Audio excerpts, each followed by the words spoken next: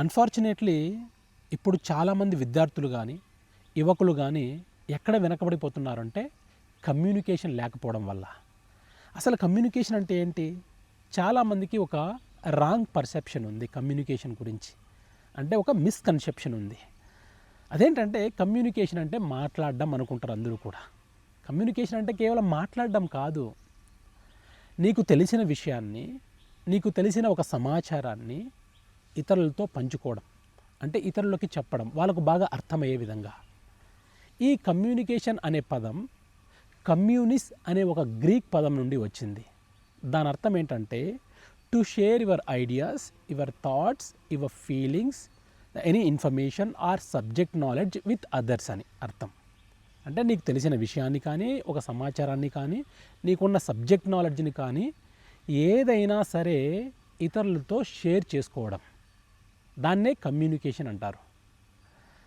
అలాగే ఈ కమ్యూనికేషన్ అనేది ఒక స్కిల్, అంటే ఇది ఒక నైపుణ్యం. అందుకే దీన్ని ఏమంటారు? కమ్యూనికేషన్ స్కిల్ అంటారు. మరి స్కిల్ అంటే ఏంటి? To do something effectively. Communication అంటే ఏంటి? టు డూ సంథింగ్ ఎఫెక్టివ్లీ అని. అంటే ఏదైనా ఒక పనిని ఎఫెక్టివ్గా చేసినట్లయితే దానినే స్కిల్ అంటారు. ఇప్పుడు నీకు తెలిసిన విషయాన్ని నువ్వు ఎవరితో అయితే పంచుకోవాలనుకుంటున్నావో, లేదంటే ఒక వ్యక్తికి చెప్పాలనుకుంటున్నావో, దాన్ని ఎఫెక్టివ్గా చెప్పినట్లయితే, ఎఫెక్టివ్గా షేర్ చేసుకున్నట్లయితే దాన్నే కమ్యూనికేషన్ స్కిల్ అంటారు. ఇప్పుడు మీరు బాగా గమనిస్తూ ఉంటారు, లేదు సార్ నేను జాబ్ ఇంటర్వ్యూకి అటెండ్ అయ్యాను, నాకు కమ్యూనికేషన్ స్కిల్స్ లేకపోవడం వల్ల నేను సక్సెస్ కాలేకపోయాను జాబ్ ఇంటర్వ్యూలో, ఒక గ్రూప్ డిస్కషన్లో కానీ, లేదంటే ఎక్కడైనా 10 మంది పబ్లిక్లో మాట్లాడేటప్పుడు కానీ నాకు కమ్యూనికేషన్ స్కిల్స్ లేవు, అందుకే నేను బాగా వెనకబడిపోయాను అంటారు. అంటే ఒక ఇంటర్వ్యూకి అటెండ్ అయినప్పుడు వాళ్ళు ఏదైనా క్వశ్చన్స్ అడుగుతారు, అంటే ఇంటర్వ్యూ ప్యానల్ మెంబర్స్ అడిగినప్పుడు నువ్వు వాళ్ళకి కమ్యూనికేట్ అవ్వాలి కదా వాళ్ళతో. అంటే నువ్వు చెప్పాలనుకున్న విషయాన్ని వాళ్ళు క్వశ్చన్ అడిగినప్పుడు నువ్వు ఆన్సర్ని వాళ్ళకి అర్థమయ్యే విధంగా చెప్పాలి కదా. నీకు తెలిసి ఉండొచ్చు, కానీ నీకు తెలిసిన విషయాన్ని వాళ్ళకు అర్థమయ్యే విధంగా చెప్పాలి కదా. అదే కమ్యూనికేషన్ అంటే. ఇక్కడ కమ్యూనికేషన్ అనేది చాలా చాలా ఇంపార్టెంట్ ఈ రోజుల్లో. కానీ అన్ఫార్చునేట్లీ ఏం జరుగుతుంది అంటే ఈ కమ్యూనికేషన్ విలువ తెలుసుకోలేకపోవడం వల్ల కేవలం చదువు మీద పడి, అంటే బాగా డిగ్రీలు చేస్తారు, పెద్ద పెద్ద డిగ్రీలు చేస్తారు, ప్రొఫెషనల్ కోర్సెస్ చేస్తారు, లైక్ ఇంజనీరింగ్ కానీ, ఎంబీఏ కానీ, ఎంసీఏ కానీ, ఎంటెక్ కానీ, బీటెక్ కానీ, ఇవన్నీ చేస్తారు కదా. ఇవన్నీ చేసిన తర్వాత కూడా ఎందుకు మరి ఇంతమంది యువత ఉద్యోగాలు సంపాదించుకోలేకపోతున్నారు అంటే సబ్జెక్ట్ నాలెడ్జ్తో పాటు, డిగ్రీస్తో పాటు కమ్యూనికేషన్ స్కిల్స్ లేకపోవడం వల్ల, అంటే ఈ నైపుణ్యాలు లేకపోవడం వల్ల బాగా వెనకబడిపోతున్నారు. గుర్తించాలి మరి. ఆల్రెడీ ఇది హై టైం కదా, కాంపిటీషన్ రోజు రోజుకి పెరిగిపోతుంది, కత్రోట్ కాంపిటీషన్ వచ్చేస్తుంది కదా. మరి హెవీ కాంపిటీషన్ ఉంది ఇప్పుడు, మీకు కూడా తెలుసు. మరి ఈ పోటీ ప్రపంచంలో నెగ్గుకు రావాలి అంటే సబ్జెక్ట్ నాలెడ్జ్ ఒకటే సరిపోదు, మీ డిగ్రీలు మాత్రమే సరిపోవు, వీటితో పాటు మీకు కమ్యూనికేషన్ స్కిల్స్ కూడా కావాలి, ప్రజెంటేషన్ స్కిల్స్ కూడా కావాలి, ఇంటర్వ్యూ స్కిల్స్ కూడా కావాలి, ఇంటర్పర్సనల్ స్కిల్స్ కూడా కావాలి. ఈ స్కిల్స్ అన్నింటినీ కూడా సంపాదించుకోవాలి మీరు. ఇప్పుడు జాబులు తక్కువ ఉన్నాయి, అవునా, తక్కువ జాబులు ఉన్నాయి, ఎక్కువ మంది అప్లై చేస్తున్నారు. మరి అప్పుడు ఆ తక్కువగా ఉన్న జాబులు మీరు సంపాదించుకోవాలి అంటే అప్పుడు మీ దగ్గర ఎక్స్ట్రాడినరీ స్కిల్స్ ఉండాలి కదా, అవుట్ స్టాండింగ్ స్కిల్స్ ఉన్నాయి కదా. మీతో పాటు ఎవరైతే జాబ్స్కి అప్లై చేశారో వాళ్ళ దగ్గర లేని స్కిల్స్ మీ దగ్గర ఉండాలి కదా, అవునా. ఒక కంపెనీ మిమ్మల్ని హైర్ చేసుకుంటుంది అంటే ఎందుకు హైర్ చేసుకుంటుంది?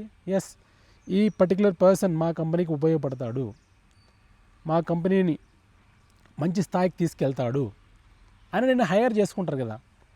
మరి వాళ్ళని నువ్వు కన్విన్స్ చేయాలి కదా, విత్ యువర్ నాలెడ్జ్ కన్విన్స్ చేయాలి కదా.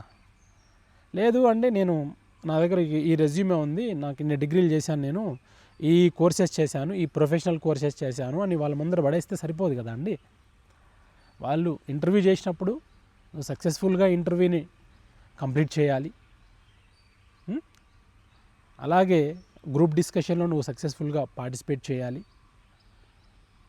అవునా కాదా? ఇవన్నీ కూడా ఉంటాయి కదా.